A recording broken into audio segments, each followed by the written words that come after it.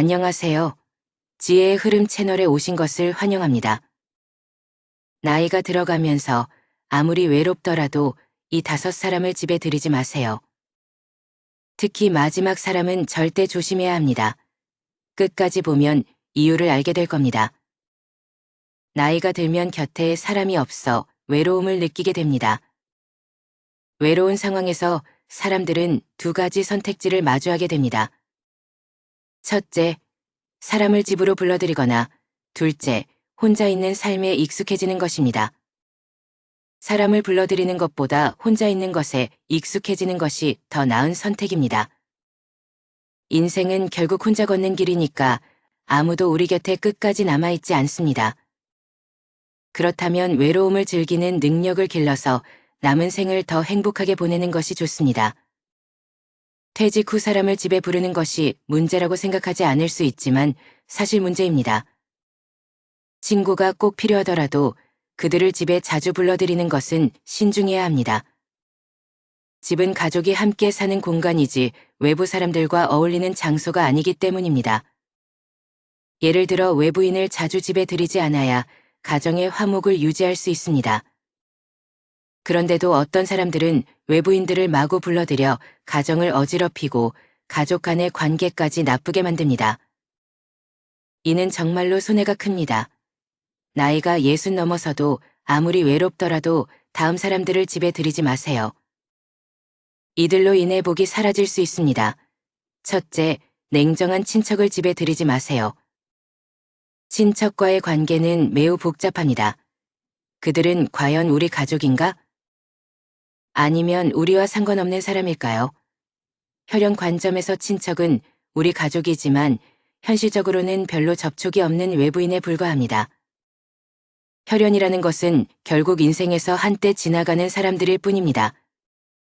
문 앞에 비싼 차를 세우면 친척들이 찾아오고 아무것도 없으면 그들은 떠난다는 말이 있습니다. 친척은 부유하면 찾아오지만 가난하면 등을 돌리는 것이 인간의 본성입니다. 그러므로 친척들에게 너무 많은 기대를 하지 않는 것이 좋습니다. 둘째, 아무런 관계없는 외부인을 집에 들이지 마세요. 쓸데없는 일에 끼어들지 말고 쓸데없는 사람을 가까이 하지 말라는 말이 있습니다. 쓸데없는 외부인은 우리의 삶의 질에 부정적인 영향을 줄 뿐입니다. 어떤 노인들이 외부인을 믿고 그들의 말을 따르다 피해를 보는 경우가 많습니다. 세상은 그리 순수하지 않으며 사람들은 그렇게 친절하지 않을 수 있습니다. 따라서 노년에 불필요한 외부인들과 거리를 두고 갈등을 피하는 것이 가장 좋습니다. 셋째, 이익을 챙기는 사람을 집에 들이지 마세요. 진정한 친구는 쉽게 이익을 챙기려고 하지 않으며 오래된 친구일수록 이익을 이유로 관계를 파괴하지 않습니다. 그러나 세상이 복잡해지고 돈을 벌기 어려워지면서 이익만 챙기는 사람들이 점점 많아집니다. 당신에게 잘해주는 척하면서 그들은 당신의 이익만을 생각하고 당신을 이용하려고 합니다. 그런 사람들은 결코 집에 들어서는 안 됩니다. 넷째, 소문을 퍼뜨리는 사람을 집에 들이지 마세요. 소문은 매일 존재하지만 들리지 않으면 아무 일도 없다는 말처럼 소문은 피하는 것이 가장 좋습니다.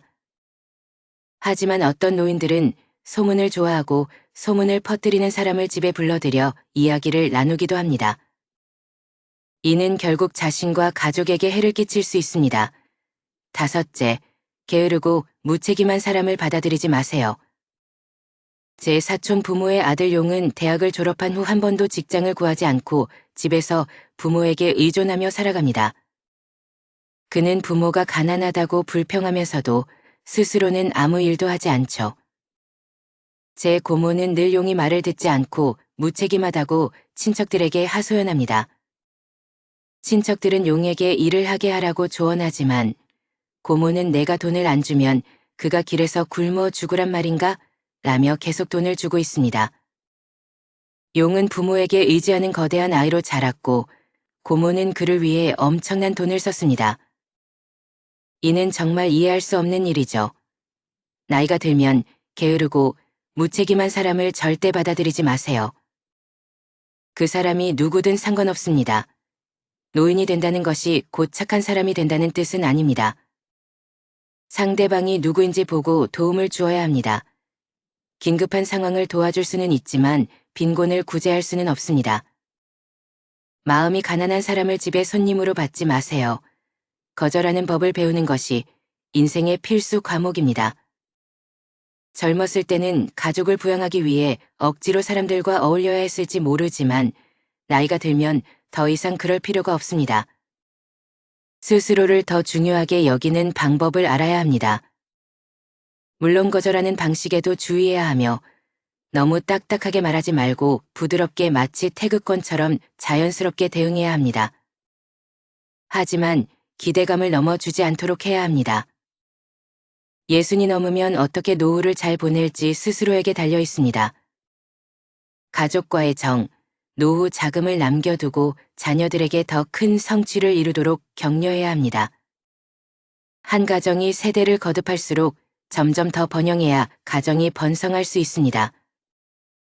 노인이 건강하고 자신에게 돈이 있으며 곁에 배우자가 있다면 젊은 세대는 안심하고 일할 수 있습니다. 젊은이가 성공적으로 살면 부모를 부양할 능력이 생기고 노인들은 더 많은 관심과 배려를 받을 수 있습니다. 인생은 수십 년 동안 이어지는 연결고리와 같습니다. 나이가 들었다고 모든 것을 방심해서는 안 됩니다. 문을 여닫는 2주차 신중하게 해야 합니다. 가정을 따뜻한 안식처로 만들어 복을 지키는 것이 중요합니다. 나이가 들면 아무리 가족 관계가 좋아도 4가지 방법을 지켜야 합니다. 젊을 때는 자주 앞장서고 친구들 사이에서 강한 모습을 보이려 했을 것입니다. 그러나 나이가 들면 그 모든 것을 조용히 내려놓고 겸손하게 살아가는 법을 배워야 합니다. 가정 내에서 모든 책임을 내려놓고 가벼운 마음으로 살면서 가족 속에서 이선으로 물러나는 것이 중요합니다. 가정에서 아무리 좋은 관계를 유지하더라도 서로 거리를 두고 지혜롭게 함께 살아가는 법을 배워야 합니다. 가까운 관계일수록 지키기 어려운 법입니다. 사랑하기는 쉬워도 함께하기는 어렵다는 말처럼 이 4가지 조언은 가정에서 평화롭게 살아가는 데 큰 도움이 될 것입니다. 첫째, 배우자와 화목하게 지내고 서로를 존중하고 사랑하세요. 젊었을 때 아무리 성격이 강해도 나이가 들면 그 성격을 다스리고 배우자와 화목하게 지내야 합니다. 이제 인생 후반에 접어들면서 배우자는 서로에게 유일한 의지가 됩니다. 비록 자녀들이 있지만 자녀들은 이미 각자의 가정을 꾸렸습니다. 어린 시절부터 함께한 부부는 나이가 들어서도 가장 가까운 사람입니다. 수많은 싸움과 화해, 기쁨과 슬픔, 웃음과 눈물을 함께 겪어왔으며 100번 이혼을 결심했지만 101번째에는 다시 서로를 선택하게 됩니다. 이 모든 경험들이 모여 서로 사랑하고 다투는 삶의 소중한 추억이 됩니다. 나이가 들면 과거의 마음에 걸리던 일들이 점차 희미해지고 배우자와 과거의 일을 다시 들추지 않게 됩니다. 오히려 모든 것을 너그럽게 흘려보내게 되죠. 나이가 들수록 마음이 넓어져 사소한 일에 연연하지 않게 됩니다. 그러나 어떤 사람들은 배우자가 오랜 세월 동안 곁을 떠나지 않았으니 나이가 들수록 더욱 자신에게 의지할 것이라고 생각합니다. 이로 인해 배우자를 함부로 대하는 경우도 있습니다. 이제 서로의 성격과 생활 습관을 잘 알게 되었지만 나이가 들면서 몸은 젊을 때와 같지 않습니다. 과거의 집안 일을 주로 맡아왔던 사람도 이제는 함께 나누어 해야 하며 젊을 때 하지 않았던 일도 배우고 함께 분담해야 합니다. 젊을 때 가정을 잘 돌보지 못했다면 지금이라도 그동안 하지 못했던 일을 더 많이 해주어야 합니다. 배우자가 당연히 집안 일을 맡아왔으니 나이가 들어서도 계속 맡아야 한다고 생각해서는 안 됩니다. 노년 부부에게 가장 중요한 것은 서로를 도우며 돌보는 것입니다. 배우자 없이 노년을 보내는 것은 자녀가 아무리 효도해도 외로울 수 있습니다. 배우자는 노년의 중요한 동반자이자 삶의 힘입니다. 서로 함께 늙어갈 수 있는 것은 큰 인연입니다. 절대 그 인연을 놓치지 마세요. 둘째, 가까운 형제자매일지라도 정확한 계산이 필요합니다. 많은 어르신들이 가정에서 중재자 역할을 맡고 있습니다. 어르신은 덕이 높고 존경받기 때문에 형제 자매나 자녀들이 무슨 일이 생기면 의논을 하게 되죠. 많은 사람들이 어르신이 돈을 어느 정도 가지고 있다고 믿고 자녀뿐만 아니라 친척들까지도 돈을 빌리려고 합니다. 이때 절대 마음 약해져서는 안 됩니다. 돈을 빌려줄 때는 상대방의 상황을 충분히 파악하고 반드시 상환 계획을 확인해야 합니다. 가능한 한 서면으로 증거를 남기고 정해진 시간 안에 돈을 돌려받도록 해야 합니다. 어르신들은 의식주를 간소하게 하더라도 병원비와 약값은 미리 준비해 두어야 합니다. 셋째, 자녀와 생활의 거리를 두고 그들의 삶에 간섭하지 마세요.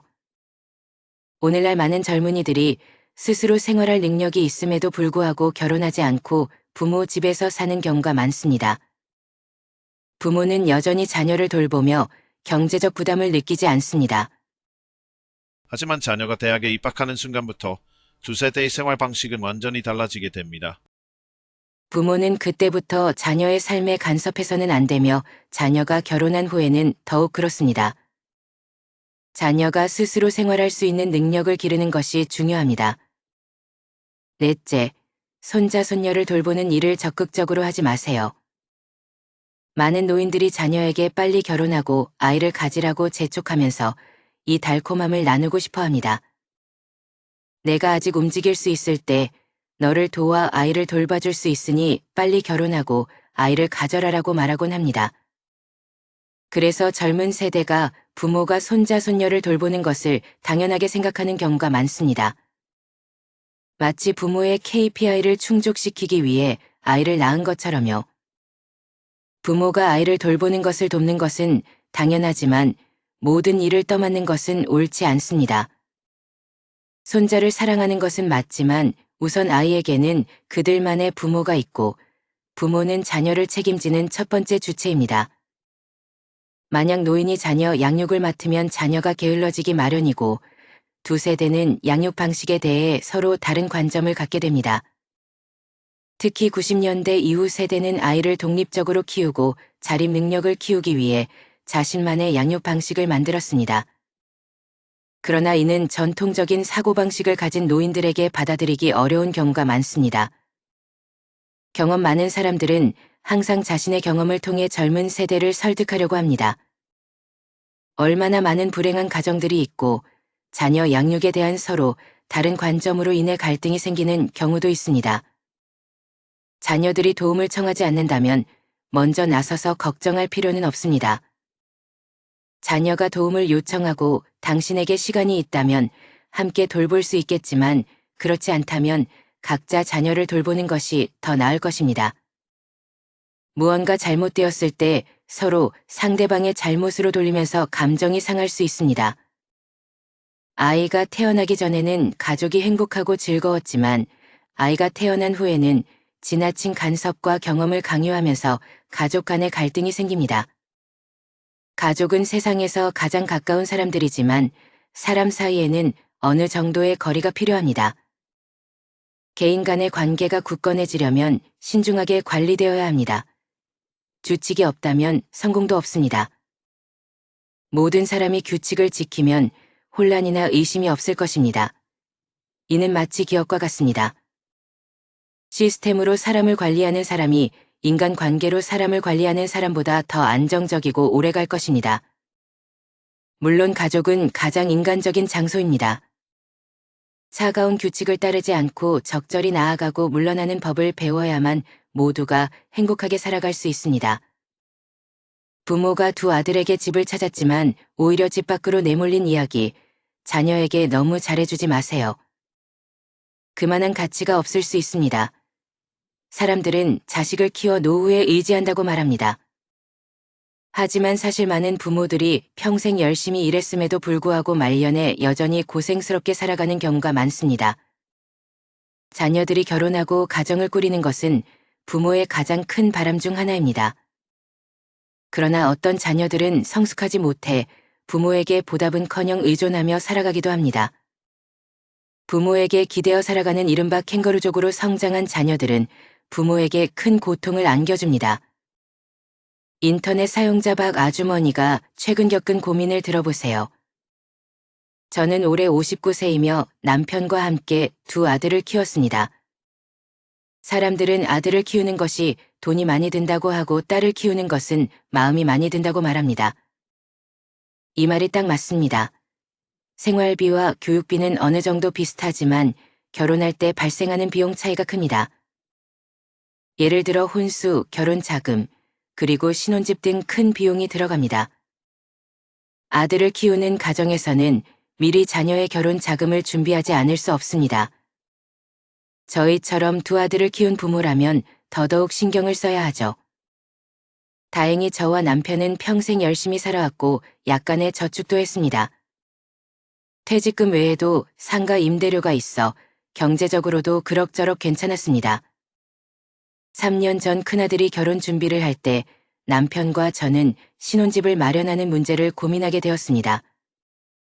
작은 아들도 언젠가 결혼할 테니 두 아들의 집을 한꺼번에 해결하는 것이 나을 것 같았죠. 자녀가 여러 명 있는 가정에서는 공평하게 대하려고 노력해야 자녀들 간에 불만이 생기지 않으니까요. 그래서 우리는 두 아들의 집을 같은 아파트 단지에 같은 평형으로 마련하기로 했습니다. 이러면 두 형제가 가까이 살면서 서로 도울 수 있을 거라고 생각했죠. 결국 우리의 전 재산을 털어넣고 친척들에게서도 돈을 빌려 두 아들에게 집을 전액 지원해 주었습니다.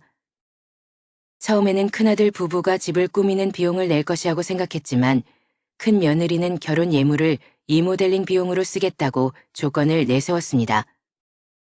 결국 우리는 남은 재산을 다 써서 두 아들의 집을 꾸며주었습니다.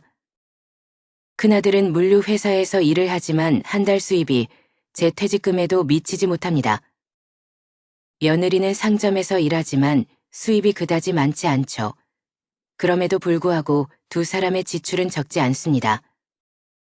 며느리는 남편이 게임에 빠져 돈을 많이 쓴다며 불평하고 아들은 며느리가 화장품과 가방을 자주 사며 택배를 자주 받는다며 불만을 토로했습니다.